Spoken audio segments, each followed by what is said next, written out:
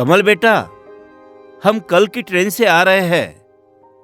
इतना कहकर कावेरी जी ने फोन रखा।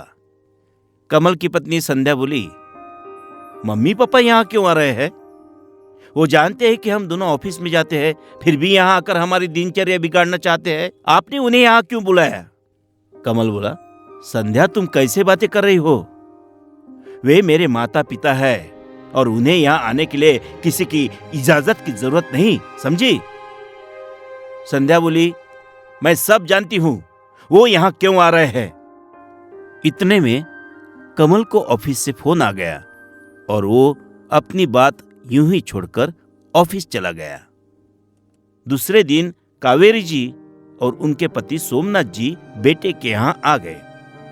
संध्या ने 2-3 दिन तो उनकी खातिरदारी की, मगर वो उन्हें और नहीं झेल पाई। कावेरी जी संध्या से कभी घी, कभी तेल, कभी आटा, कभी शक्कर तो कभी दाल घर में भरने के लिए कहती, तो संध्या बोलती, मम्मी जी मैं कभी इतना सारा सामान घर में भरकर नहीं रखती, जब चाहिए थोड़ा थोड़ा लेकर आती हूं। कावेरी जी संध्या को समझाती कि बेटा सब दिन एक जैसे नहीं होते, कब न जाने क्या हो जाए, इसलिए घर में सारी चीजें होना जरूरी है। संध्या को कावेरी जी की ये बातें बेतुकी लगती। चौथे दिन वो कमल से बोली, ये दोनों कब जाएंगे यहां से? कमल बोला, संध्या ये उनका भी घर है और वो यहां जितनी मर्जी रुक सकते हैं, ये बात तुम्हें पूछते शर्म आनी चाहिए। संध्या बोली, हाँ जानती हूं, अब ये दोनों भी हमारे कमाए पैसों पर अधिकार जमाने यहाँ आए हैं। इनके हाथ पांव तो अब चलने से रहे, बस यहाँ आकर बहु घी ले आओ, बहु तेल ले आओ, यही करते रहते हैं। इनके खुद के घर में खाने के लाले पड़ गए होंगे, इसलिए बेटे बहू की याद आ गई होगी। अच्छा होगा कि अब ये दुनिया से चले जाए। कमल ने संध्या को एक थप्पड़ झड़ दिया और बोला, तुम्हारी हिम्मत कैसी हुई ये सब कहने की? हाँ? सोमनाथ जी और कावेरी जी ये सब बातें सुन चुके थे। सोमनाथ जी बोले, कमल बेटा बहू पर हाथ उठा के तूने अच्छा नहीं किया। कावेरी जी बोली, बहू हम तुम्हारे टुकड़ों पर पलने नहीं आए, बल्कि तुम्हें हमारी अमानत देने आए थे। ये जमीन, ये जायदाद के कागज जो हमने कमल और तुम्हारे नाम कर दिए हैं, यही देने आए थे बेटा। अब हमारी उम्र हो चली है, न जाने कल क्या हो जाए।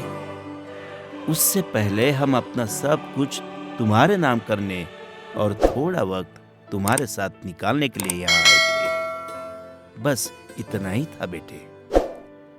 कमल बोला, माँ पिताजी, संध्या की तरफ से मैं आपसे माफी मांगता हूँ। आप लोग यहीं हमारे साथ रहेंगे।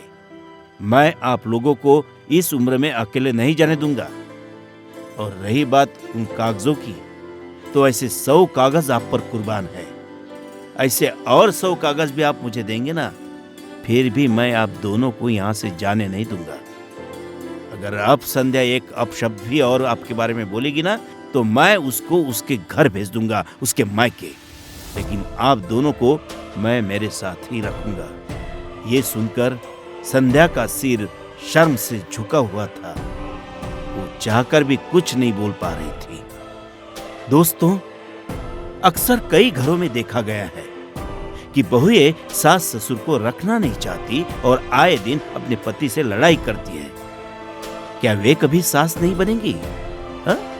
क्या वे कभी उम्र की इस दहलीज पर नहीं खड़ी होगी? आपके विचार नीचे कमेंट करके जरूर बताइए।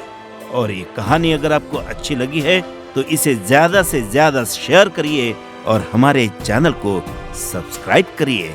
धन्यवाद।